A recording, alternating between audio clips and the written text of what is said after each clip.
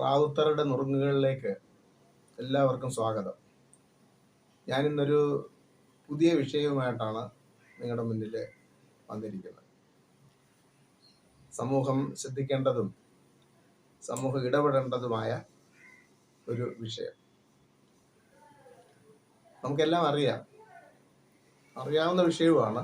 പക്ഷെ എങ്കിലും ഇപ്പോൾ അത് സുപ്രീം കോടതി നിയമപരമായിട്ട് സാധൂകരിച്ചിരിക്കുന്ന ഒരു കാര്യം കൂടിയാണ്. നമുക്കെല്ലാം ആഗ്രഹമുണ്ട്. മരണം എത്തുന്ന നേരത്ത് നീ എൻ്റെ അരികിലിത്തിരി നേരം ഇരിക്കണേ. മരണാസന്നരായ എല്ലാവരുടെയും ആഗ്രഹമാണിത്.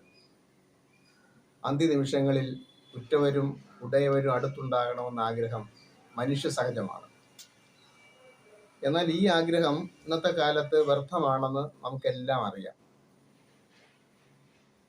മരണാസന്നർ ഇനി ജീവിതമില്ലെന്ന് അടയാളം കാട്ടുമ്പോഴും വിടുകയില്ല. ആശുപത്രിയിൽ എത്തിച്ച് തീവ്ര പരിചരണ വിഭാഗത്തിൽ പ്രവേശിപ്പിക്കുന്നു. ശ്വാസമെടുക്കാൻ കഴിയാതെ ആയാൽ തൊണ്ടയിലൂടെ ദ്വാരമിട്ട് അതിലൂടെ കുഴലിറക്കി ശ്വാസം നിലനിർത്തും.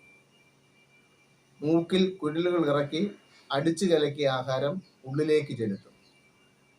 ശരീരമാസകലം കുഴലുകൾ, സൂചികൾ, കൃത്രിമ ഉപകരണങ്ങൾ, മരുന്നുകൾ.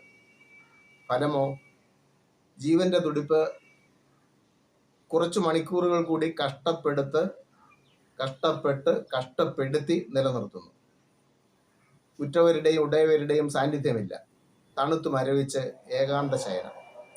മണിക്കൂറുകൾ കഴിഞ്ഞാൽ മരണം. ദീർഘകാലം നീണ്ടു നിൽക്കുന്ന യാതനകൾ, യാതൊരു അന്തവുമില്ലാത്ത രോഗശമന പ്രക്രിയകൾ, രോഗിയും കുടുംബവും അനുഭവിക്കുന്ന മാനസികവും സാമ്പത്തികവുമായ ആഘാതം, ഒടുവിൽ അന്തസ്സില്ലാത്ത മരണവും. നമ്മുടെ പരമോന്നത കോടതി, സുപ്രീം കോടതി, ഇതിനൊരു പരിഹാരം മുന്നോട്ട് വയ്ക്കുന്നു. അതാണ് ലിവിങ് വിൽ. ഭരണഘടനയുടെ 21-ാം ആർട്ടിക്കിൾ അന്തസ്സോടെ ജീവിക്കാനുള്ള അവകാശം ഉറപ്പാക്കുന്നു. ഇതേ വകുപ്പ് അന്തസ്സോടെ മരിക്കാനുള്ള അവകാശവും ഉറപ്പാക്കുന്നതായി സുപ്രീം കോടതി നിരീക്ഷിച്ചു. അതാണ് ലിവിങ് വില്ലിന്റെ പ്രസക്തിയും പ്രാധാന്യവും സാധ്യതയും. ലിവിങ് വിൽ അഥവാ അഡ്വാൻസ് മെഡിക്കൽ ഡയറക്റ്റീവ് ഒരു നിയമരേഖയാണ്.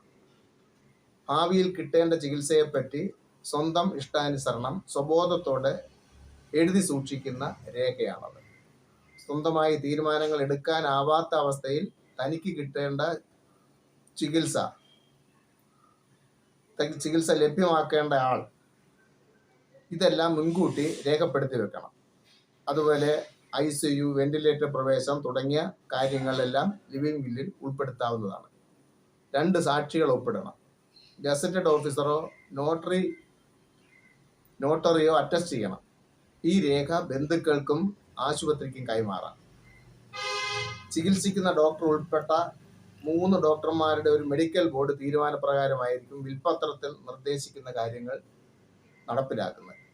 2023 മാർച്ചിൽ സുപ്രീം കോടതി നടപടിക്രമങ്ങൾ ലളിതമാക്കിയതോടെ കാര്യങ്ങൾ എളുപ്പമായി. ലിവിങ് വിൽ എഴുതുന്നവർക്ക് ഇനി അന്തസ്സോടെയുള്ള മരണം ഉറപ്പാക്കാം. ഇത് സംബന്ധിച്ച് വ്യാപകമായ ബോധവൽക്കരണം ആവശ്യമാണ്. സാമൂഹിക സംഘടനകളും ആരോഗ്യ പ്രവർത്തകരും സർക്കാരും ഈ കാര്യത്തിൽ പ്രത്യേകം ശ്രദ്ധിക്കണം.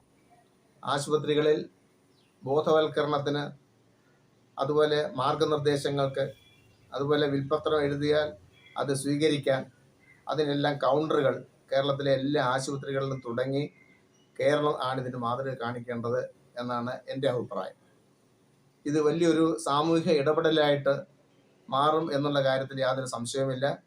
നമ്മുടെ നാട്ടിലെ വിവിധ സംഘടനകൾ ഇത് ഏറ്റെടുത്തിട്ടുണ്ട്. പാരിപ്പള്ളി മെഡിക്കൽ കോളേജ്, അവിടെ ഇതിനു വേണ്ടി പ്രത്യേക കൗണ്ടർ തുടങ്ങിയിരിക്കുന്നു. പല സ്ഥലങ്ങളിലും പല കൂട്ടായ്മകൾ ഇത് ഏറ്റെടുത്തിട്ടുണ്ട്.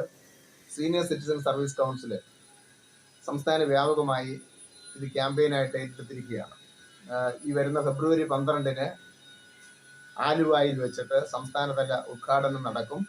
തുടർന്ന് എല്ലാ ജില്ലകളിലും കൺവെൻഷനുകളും ലിവിങ് വിൽ സ്വീകരിക്കുന്ന കൗണ്ടറുകൾ തുടങ്ങി അത് സ്വീകരിച്ച് ബന്ധപ്പെട്ടവരെ ഏൽപ്പിക്കാനുള്ള പരിപാടികളിൽ ആസൂത്രണം ചെയ്തിട്ടുണ്ട്. ഈ യജ്ഞത്തിൽ നമുക്കെല്ലാം പങ്കാളികളാവാം.